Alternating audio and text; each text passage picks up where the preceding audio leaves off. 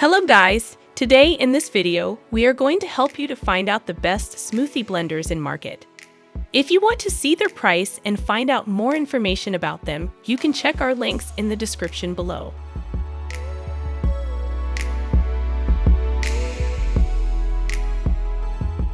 Vitamix Professional Series 750 Blender. Vitamix has a lot of blender options, but in my reporting, the 750 was the preferred model of professionals and regular cooks alike, including me. It's expensive, yes, but well worth the investment for its incredibly sharp blades and strikingly powerful motor. Don't just take my word for it. Moon Juice founder Amanda Chantel-Bacon has been using the 750 in a professional capacity in her shops for years, turning out a high volume every day, and says neither function has degraded. At home, I find it makes quick work of soft ingredients. It takes only a few minutes to get silky soup or light and airy hummus. It can easily handle tough ingredients like nuts and grains, as well as fibrous ones like ginger.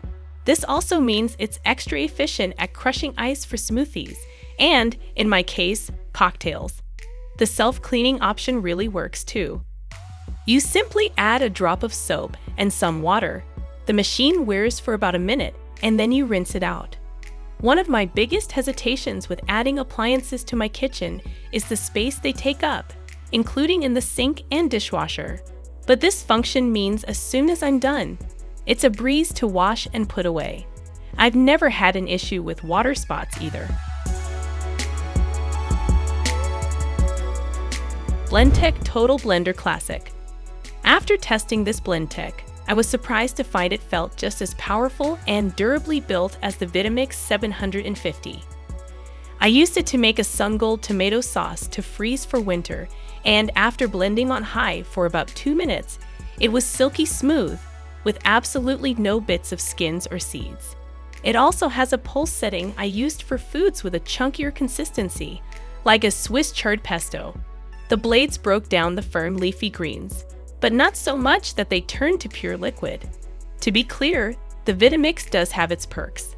A longer warranty, more speeds, a dial instead of a touchscreen. Simply a personal preference for me, but the Blendtec is undeniably strong. It comes enthusiastically endorsed by Christine Sahadi, owner of New York City's Middle Eastern market and restaurant, Sahadi's too. She told me about it a while back, noting in our interview that both Blendtec and Vitamix make very good quality units.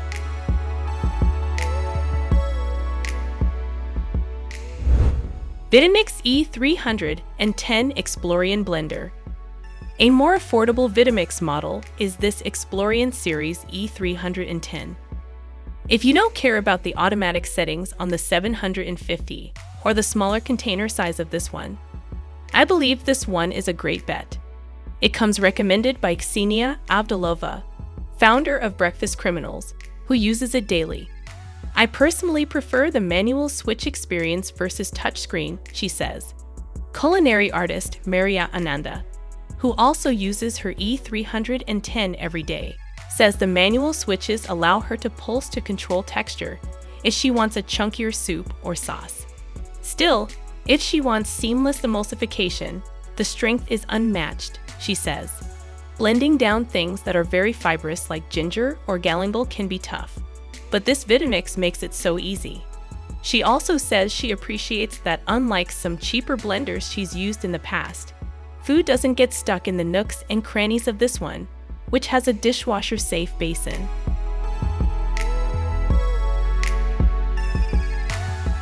Vitamix a 3500 Ascent Series Blender. Vitamix's a 3500 Ascent Series model has a touchscreen, which makes it super easy to wipe down, as well as a timer of which Gabby Dawkin, the cookbook author and blogger behind What's Gabby Cooking, is a big fan. It allows her to blend for exactly the amount of time she wants before it automatically shuts off. Brandon Ju, chef and owner of Mr. Ju's in San Francisco, also told me that he loves this particular feature, along with the great auto functions like dips and hot soups. Dawkins says the A3500 is even easy enough for her toddler to turn on. allowing her to help make smoothies and feel invested in the process. It features the same sharp blades as the 750 and a comparably powerful motor. The Ascent has slightly higher wattage, 1500 instead of 1440, but not so much that it should be discernible. If you're deciding between the two, the difference mostly comes down to the type of interface you prefer. Zwilling Infinity Blender. Unique to this collection is the accompanying app, which can be downloaded for free from the App Store. Simply scan the QR code on the product packaging to download the Zwilling Culinary World app to search a database of original recipes. I think Zwilling's full-size blender is one of the sleekest looking on the market. For a generally bulky product, it has clean lines and a satisfyingly geometric shape, with a chic fluted design on the jar. It's not all in the appearance though. In the year I used it, before I made more permanent room for my Vitamix, it performed beautifully. The pre-programmed settings are nice to have. I like the frozen cocktail one, and am also a fan of the wash button. But you can also manually control the blades with a turn of the dial and a push of the button. This feature lets me keep an eye on consistency as I go so my emulsified dips get to the exact texture I want.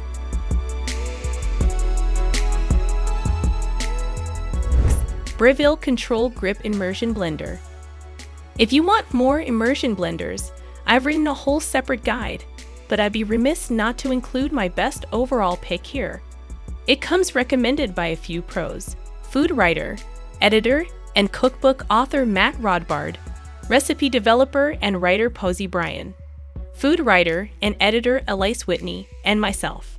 Though the functionality of an immersion blender is different from that of the other machines here, it can often be an adequate substitute for a lot less money and with a much smaller footprint.